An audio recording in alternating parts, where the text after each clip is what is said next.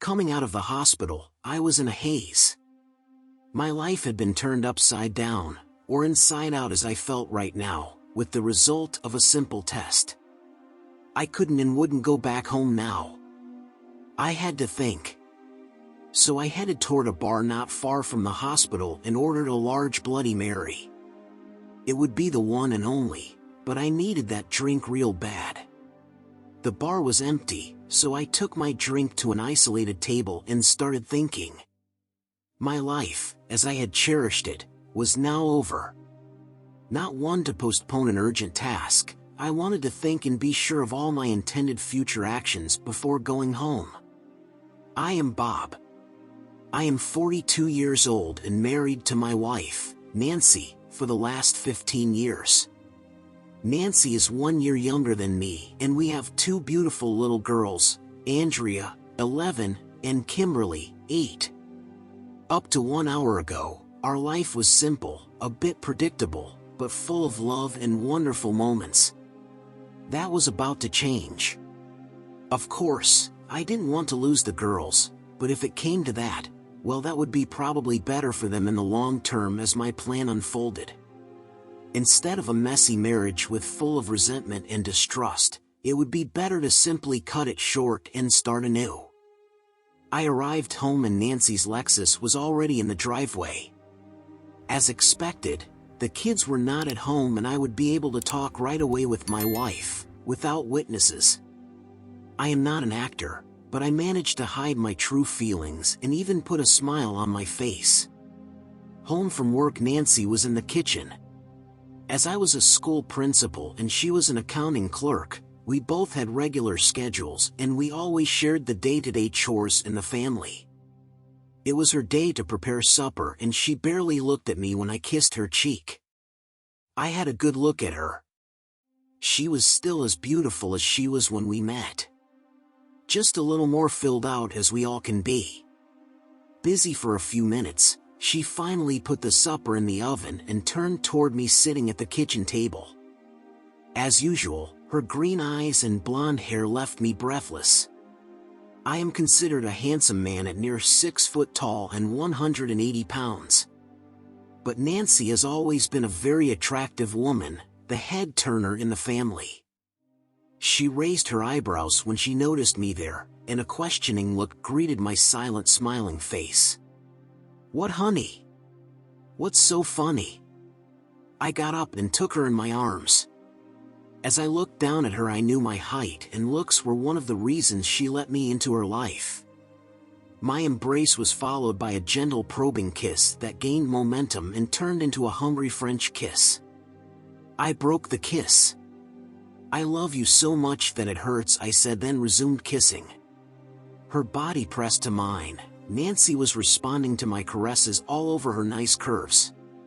She finally broke the kiss this time and gave me a quizzical look. "What's happening to you?" "I'm not complaining, but with the kids due back soon, we're better cool down a bit," she told me. The way her hips were rubbing on my already erect cock bellied her statement. Her back was now to the kitchen table. "You make me too hot to cool down, honey." I pulled her head toward me and resumed kissing while my right hand was caressing her breasts. Her nipples were already hard from arousal. I broke the kiss again. "The kids are not due back for another 30 minutes, and there's one thing that I really want right now, and it's you." "Okay, but let's make it fast," she said. We resumed kissing. My hand went underneath her skirt and I started to caress her through the fabric of her panties. She was already very wet. She wasn't inactive and she started to undo my pants and took my hard cock out. My hand found the waistband of her panties and my fingers dove for her pussy. My fingers went to her well-lubricated cunt, then I started to gently rub her clit. She was moving her hips in sync with my caresses and her moans pitched up a bit. She broke our embrace and turned around. She was now facing the table. She lifted her skirt and pulled down her panties to mid-thighs. "Now take me." "Hurry," she said while bending over the table. Without delay, I pushed my cock straight in her very wet and slippery cunt. Right away, I started to thrust hard and Nancy answered with her own push on my cock. Her head low over the table, her panting increased with the force of my fucking. Her moans were turning to a wail and not too soon because I was about to come and was having a hard time trying to wait. When I finally felt her pussy starting to clench on my cock, I finally let go myself and I came inside her, trying to bury myself deeper in her at each spurt of cum. We stayed like that for a few seconds, with my now deflating cock still buried in her. We finally separated and straightened up, me pulling my pants back up and Nancy her panties. "Honey, that was a great quickie," Nancy said. "What came over you?" Okay, now was the moment of truth. Well, I have very good news. You know how much I love my girls but always had wished that we also had a boy.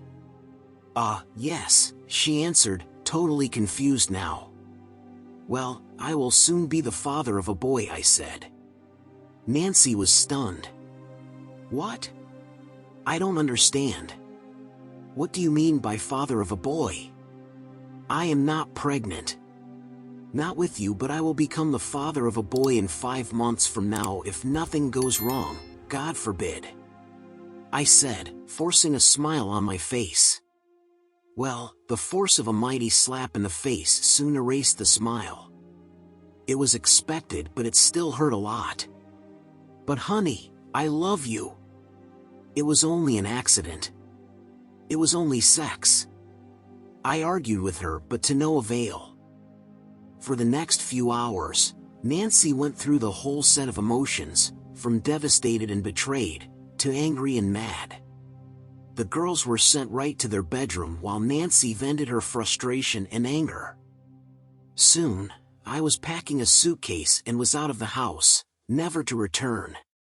The next week I was served with divorce papers. Motive of divorce, infidelity. In our state, that means a lot. I was only granted a few hours of visitation of the girls each week.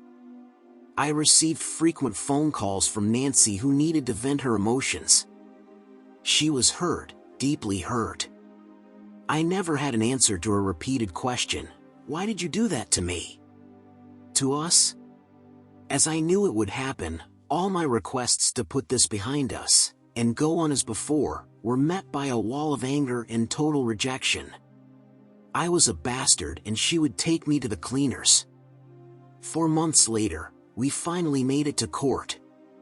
My lawyer did contest her proposed uneven separation of assets as well as the proposed custody of the kids. The judge started to go over the motive. He asked if I was contesting the infidelity charge.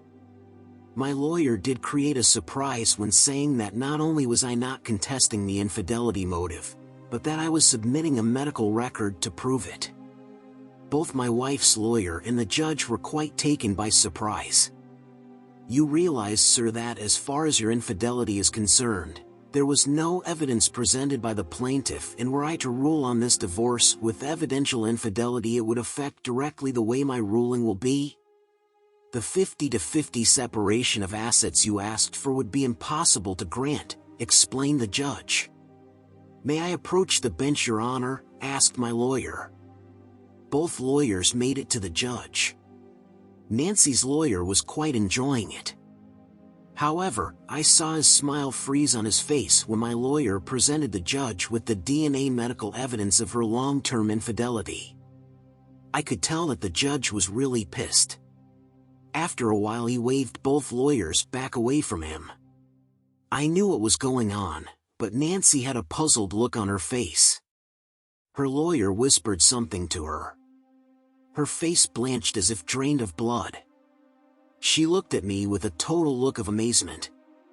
The judge said, "This is an unexpected turn of events, and I am really put off by the net impression that this court was used and lied to. However, I have to realize that a divorce proceeding is always a way to get back at the other spouse." The judge looked toward me.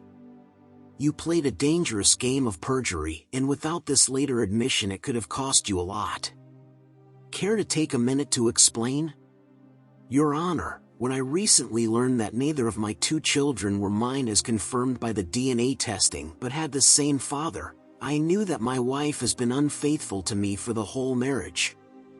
I am guilty to have wished and succeeded that she would also go through all the pain and sadness that her behavior caused me. I began to say. She can now comfort herself by knowing that every shred of emotion she felt over the last few months were also mine, even though her emotions were not based in fact. I also have to point out that all my vocal requests to put my admission behind us were flatly rejected by her. At least I didn't lie by omission as she did for over the last 12 years, I added. I still love deeply our 2 kids and wish she had accepted my offer to put all this behind us. I was willing to try to forgive her for the sake of the kids. For 4 months, she had many chances to avoid this mess and save our marriage. She didn't. The assets were split in 2 and the judge also decreed shared custody of our 2 angels. A few months later, after discovering who the father was, I also won a lawsuit against Nancy's boss that awarded me over $200,000 in past child support and other expenses because by DNA he was the father. Then, after depositions of some of Nancy's coworkers and managers who knew about her and her boss' long-term affair, my lawyer sued the company that employed each of the cheaters for a much larger number, which eventually was negotiated down to over $450,000 for me after the lawyer's fee. Just to be clear, I still love the 2 girls dearly and wanted them to continue to be a part